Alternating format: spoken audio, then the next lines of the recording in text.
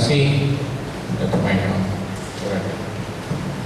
Bapak Ibu sekalian, selamat pagi.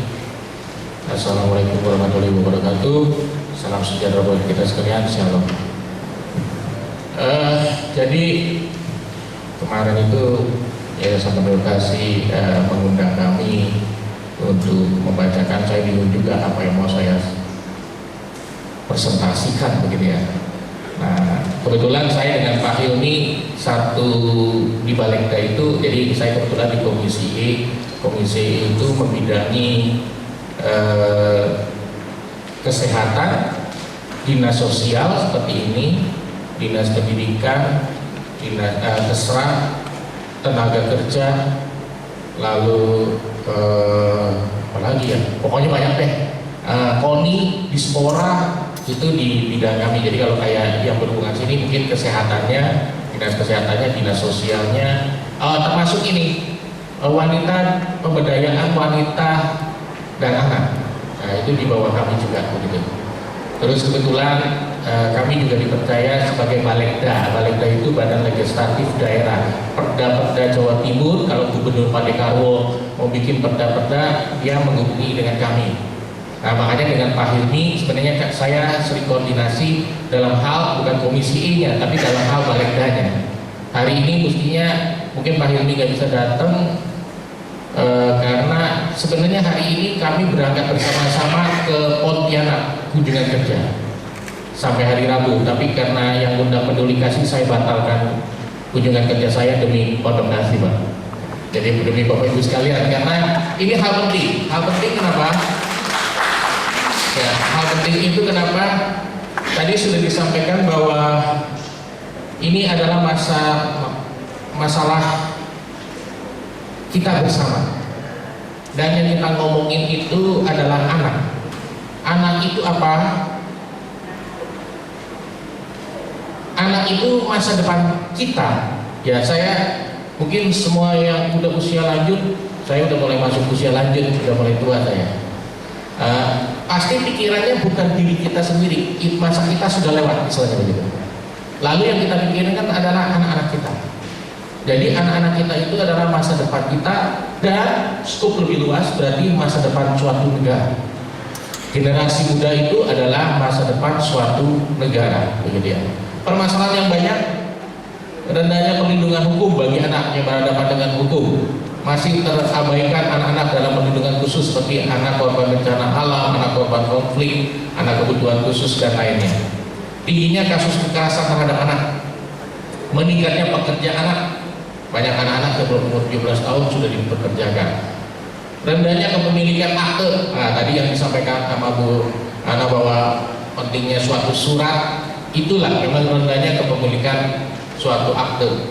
Rendahnya pemahaman masyarakat terhadap pentingnya partisipasi anak dalam pembangunan. Anak itu apa? Tadi saya sudah sampaikan sebenarnya anak itu adalah amanah dan karunia Tuhan yang dititipkan pada kita sebagai manusia yang seutuhnya. Lalu anak itu apa? Anak itu juga dalam skup yang lebih luas, mereka adalah melanjutkan daripada cita-cita perjuangan bangsa kita. Jadi saya lihat Bu Ana dalam sambutan tadi konsepnya sudah mengarah pada konsep nasionalisme. Jadi konsep bahwa kita harus berjuang untuk perjuangan suatu bangsa. Penduduk Jawa Timur, saya ngomongin Jawa Timur itu 37 juta sekian, dengan anak-anaknya sebanyak 34%. Masalahnya yang tadi saya bilang. Jadi masalah anak yang di awal itu sangat banyak, gitu ya, yang tadi saya sampaikan. Inilah permasalahan anak-anak yang kurang lebih demikian, dan masih banyak lagi menurut saya yang perlu kita tata bersama.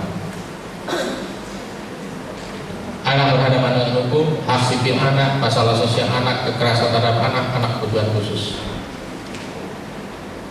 Undang-Undang Nomor 35 2014 tentang perubahan Undang-Undang Nomor 23. Jadi ini undang-undangnya 23 2002 tentang perlindungan anak. Jadi anak itu mempunyai hak hidup, tumbuh kembang, berpartisipasi secara wajar sesuai dengan harkat, martabat kemanusiaan serta mendapat perlindungan dan tindakan kekerasan dan diskriminasi. Jadi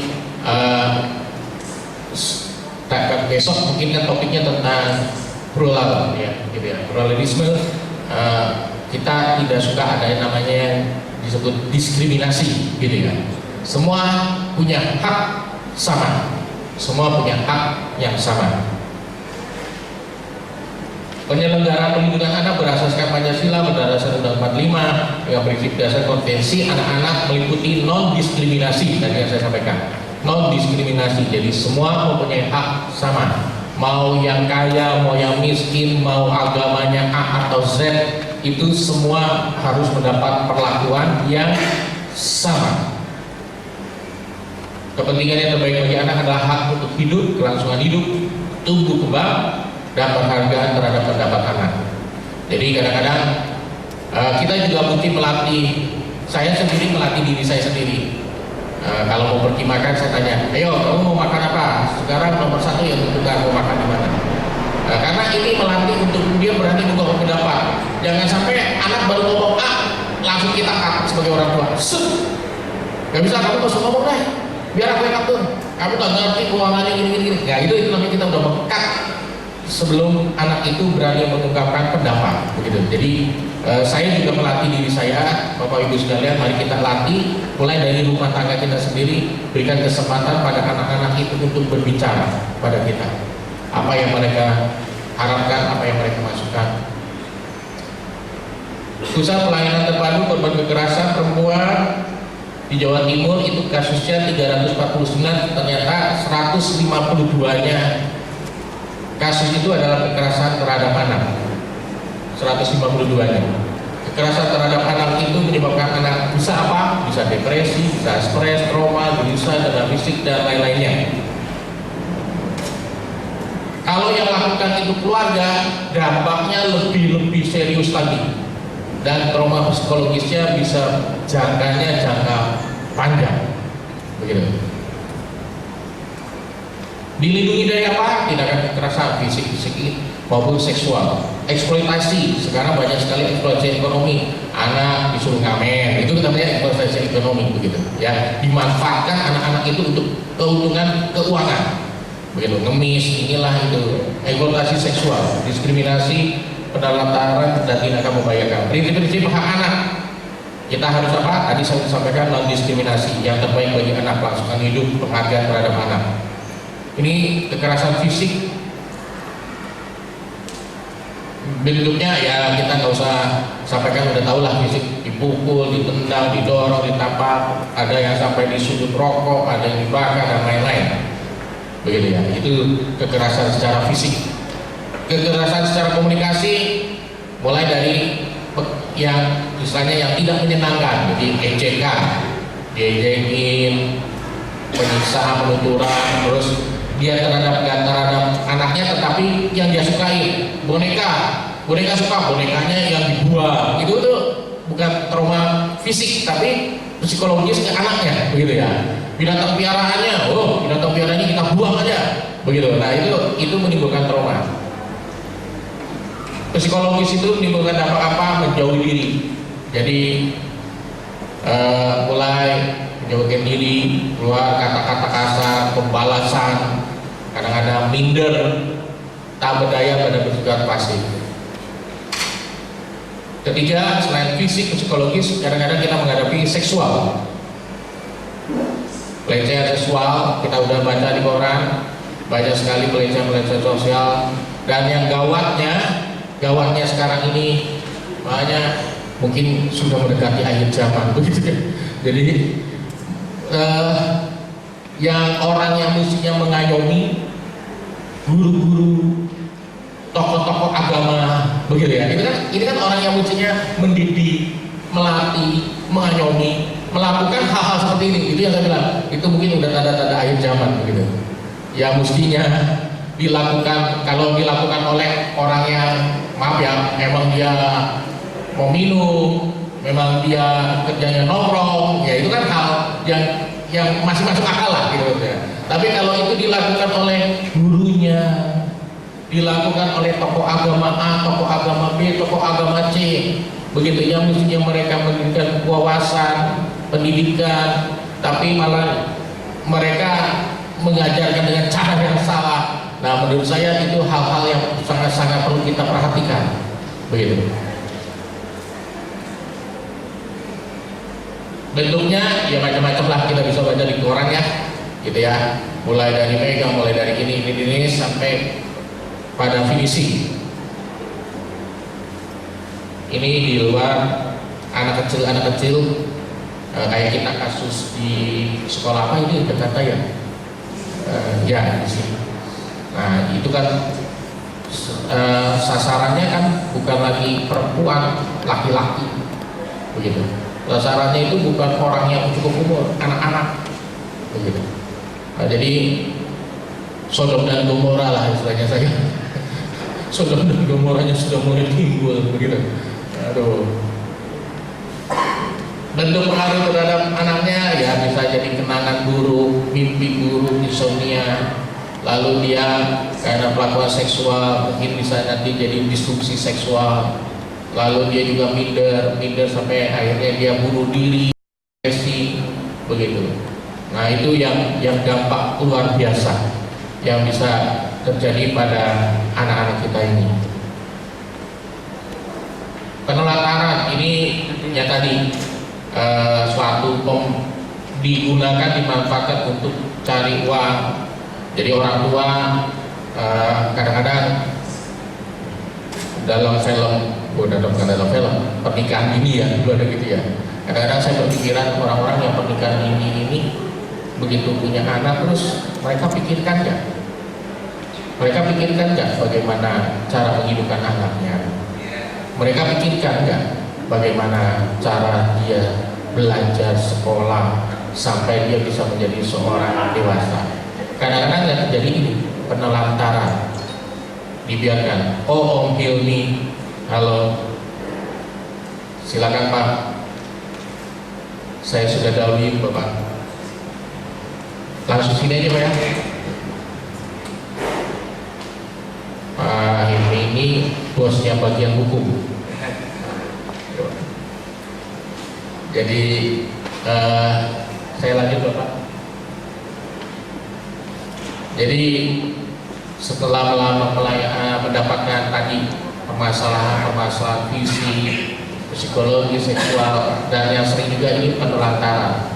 Orang tua membiarkan anaknya, kebutuhan dia tidak penuhi, emosional dia tidak penuhi, pendidikan tidak dia penuhi, medis, pengobatan tidak dipenuhi. Nah ini yang terjadi. Tanda-tanda gejala kekerasan pada anak bisa kekerasan fisik, tadi saya bilang, seksual, psikis, dan penelantaran, gitu ya.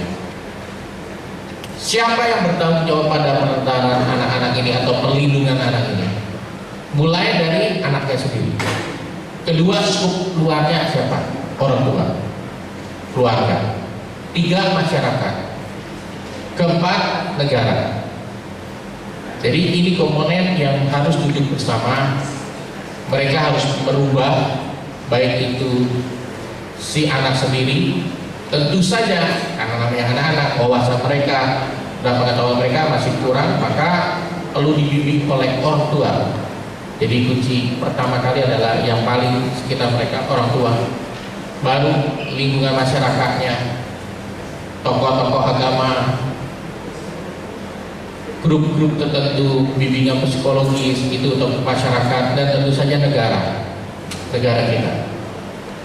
Kenapa pasal 59? Jadi pemerintah dan lembaga negara lainnya berkewajiban bertanggung jawab untuk memberikan perlindungan khusus kepada anak-anak dalam situasi darurat, anak yang berhadapan dengan hukum, anak yang berhadapan minoritas, terisolasi, anak yang tereksploitasi secara ekonomi atau seksual, anak yang diperdagangkan, anak yang menjadi korban penyalahgunaan narkoba, alkohol, psikotropika, zat adiktif, nafsa, korban penculikan, penjualan, perdagangan, atau korban kekerasan fisik, mental, penyalahgunaan. Ini semuanya pemerintah dan lembaga negara lainnya. Lembaga negara lainnya selain pemerintah, ya kayak kami, berarti ya legislatifnya. Kami bersama-sama duduk bersama untuk membuat program untuk melindungi anak-anak kita. Sebagai orang tua tentu kita berusaha menjauhkan anak. Nah ini yang tadi bilang, scoop dari anak itu scoop orang tua dulu. Jadi harus melindungi, menjauhkan anak dari bahaya. Perkembangan teknologi sekarang ini, internet, website, wah, nah itu kita harus jaga karena mereka buka kadang-kadang dalam game dimasukin game aneh-aneh. Dalam film anak-anak, film unyil, ada film unyil-unyilan. Nah gitu. Nah jadi kadang-kadang itu yang harus kita hati-hatikan dalam perkembangan sekarang dengan teknologi yang semakin tinggi. Orang tua diharapkan bisa menyiapkan mental menjadi orang tua yang mampu mengasuh anak-anaknya, menjadi anak yang beriman, bertakwa kepada Tuhan. Fenomena yang hampir, ingat Provinsi Jawa Timur itu terbesar, tadi kasusnya saya sudah sampaikan. Nah paling sering hampir semuanya itu karena kurangnya perhatian keluarga. Jadi utama terjadinya masalah di anak-anak itu karena kurangnya perhatian daripada keluarga.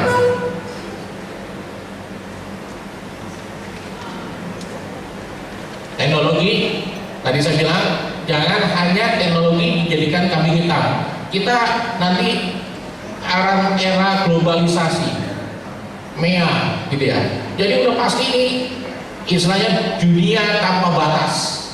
Kita antara negara satu dan segala macam, mau gak mau akan masuk ke dalam teknologi itu, mau gak mau kita harus ikutin. Kalau kita jadi gaptek. Nah, karena kita tahu teknologi itu bisa berdampak positif dan negatif, maka keluarga sangat berperan penting untuk menjaga dan melindungi anak-anak tersebut. Kasus-kasus tersebut kita ini, makanya harus ada konsep. Kemarin Gubernur mencantumkan Pak tentang provinsi yang ramah anak ya Pak ya. Jadi ada program dari Pak Dekarwo bahwa provinsi yang ramah anak. Jadi dari keluarga yang ramah anak, sekolah ramah anak. Jadi harus ada semuanya, topiknya concern disesuaikan dengan keadaan anak, baik dari keluarga, baik dari sekolah, baik itu masyarakat. Itulah program yang dicanangkan bahwa Provinsi Jawa Timur adalah provinsi yang ramah anak. Ini undang-undangnya banyak, bisa dicari sendiri. Kalau perlu nanti saya sampaikan. Sama. Jadi kita bangga punya Pak Dekarwo karena beliau itu bukan hanya konseptor, tapi dia langsung teknis. Jadi setelah ada undang-undang segala macam, beliau menindaklanjuti dan ada peraturan gubernur sekian, peraturan gubernur sekian, peraturan gubernur sekian. Jadi dia melanjutkan pada hal itu. Pencegahan, jaga diri, waspada, harus pandai memilih teman dan hati-hati. Ini yang tidak boleh. Ini mungkin kalau teman-teman peduli kasih kalau mau ceramah-ceramah itu ya hati-hati. Bagian tidak boleh yang dipegang ini bagian tubuh yang hanya boleh disentuh. Siapa yang boleh sentuh? Hanya ayah atau ibu ketika memandikan, begitu dan seterusnya. Gak boleh katakan tidak pada saat apa mau menyentuh. Katakan tidak kalau apa suruh buka baju, begitu. Yang tidak boleh ini hanya bentuk penyuluhan ya.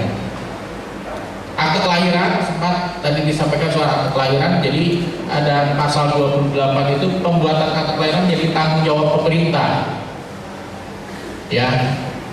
Terus pembuatan akte kelahiran dimaksud adalah diberikan paling lambat 30 hari. Pembuatan akte kelahiran tidak dikenai biaya. Mestinya begitu.